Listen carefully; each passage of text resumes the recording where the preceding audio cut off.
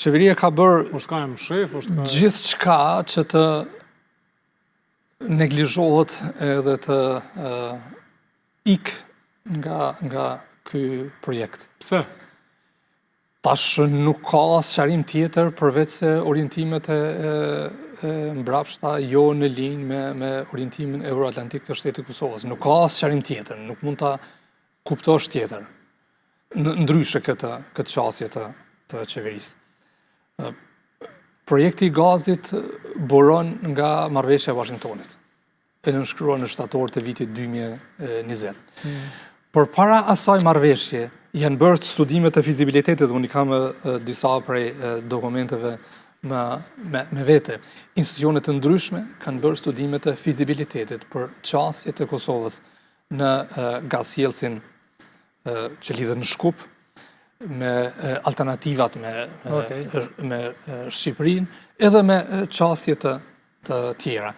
Mandej në vitin 2020, me nënshkrimin e marrëveshjes së Washingtonit është bërë qartë linja që lidhet në Shkup dhe në Greqi me gazin e lëngshëm amerikan.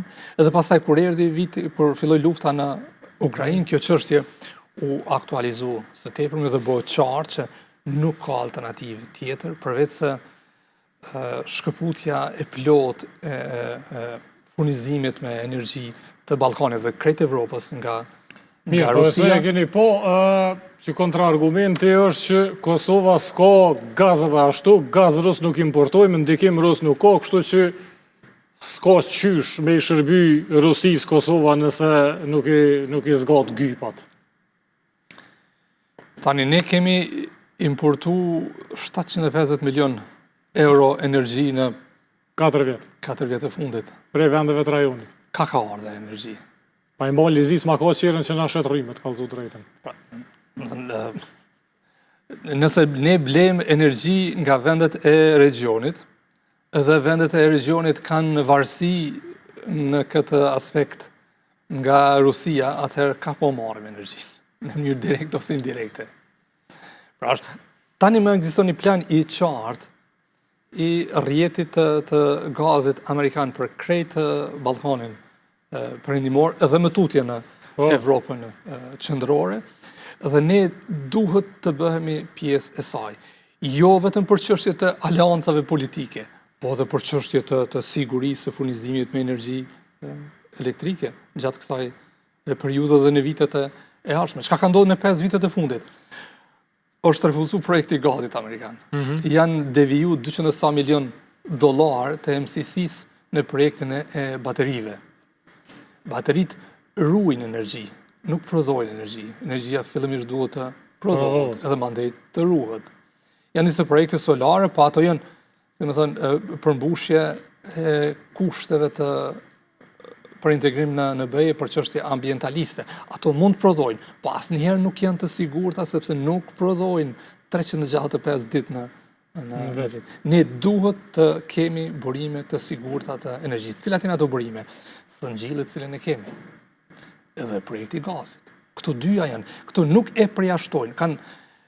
Besoj e kanë bërë qartë edhe zyrtarët e lartë të administratës amerikane. Nga zëvendës ambasadorja këtu në Prishtinë, e zyrtarët lartë nga Departamenti i Shtetit, e zyrtarët e lartë të departamenteve të ndryshme të administratës amerikane, që këto dy projekte, pra, gazi dhe qymyri, nuk e përjashtojnë njëri tjetrin, janë komplementar me njëri tjetrin. Ne presim që në vitet e ardhshme të zhvillohet ekonomia, të rritet standardi jetës, edhe nevojat për energji do të dyfishohen edhe të vitet e ardhshme. Si do t'i plotësojmë ne me Kosovën A dhe me Kosovën B? Nëse nuk i rrisim edhe kapacitetet vendore, edhe projektin e gazit. Çfarë ka bërë kryeministri në detyrë? E ka anulu projektin e Kosovës B, Kosovës së re. Mos harrojmë, me atë projekt, me atë kontratë, ne do të kishim energji të garantuar për 20 vite me 80 euro megavate. Për 20 vite me 80 euro megavate. Ne kemi ble energji gjatë dimrit të kaluar dhe dimrit paraprak deri në 600-800 euro. 10 fish më shtrejt kemi ble energji elektrike. Edhe kur jepen arsyetimin nga ana e tyre ti sheh që nuk ka asnjë argument të qëndrueshëm ekonomik pse është anuluar projekt. Nuk ka asnjë argument qëndrueshëm ekonomik pse është anuluar projekti i gazit. Ndoshta gazi sot nuk do ishte ende në Kosovë sepse duhet të shtrihet edhe rrjeti. Po mund t'ish kryer ndoshta infrastruktura e brendshme e gazit, mund t'ish ndërtu termocentrali. 5 vjet janë në pyetje. Do ishte kry kanë komplet 200 milion garantuar.